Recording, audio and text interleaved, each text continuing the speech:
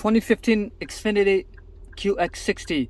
Customer complaint is while driving, car does not respond, and all of a sudden this guy gets the car bucks down, it falls on its face. So it's coming from another shop, and I was middle of diagnosing. I was looking at my battery voltage. Look, the battery voltage goes down to 9.44. Actually, just previously it went down to 8 something, and right now I have no power whatsoever. If I put in drive, car barely moves. I'm in drive, car barely moves.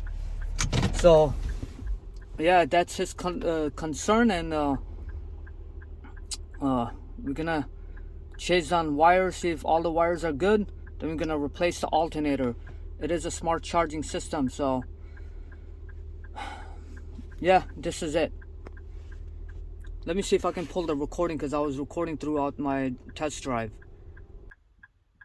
Okay, so here's a recording. Let's see if I can fast forward this.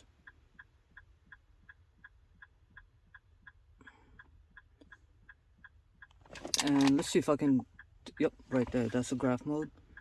So as you can see, my voltage was dipping down.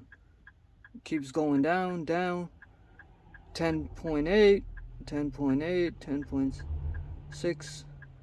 If I go fast forward, and it'll rise back up, I believe. I think I recorded that part too, but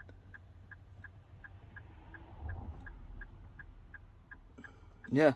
So I stopped it right. You can see it. It was rising up and then it went down. So yeah, we're gonna replace the alternator after checking the wirings, and that should be it.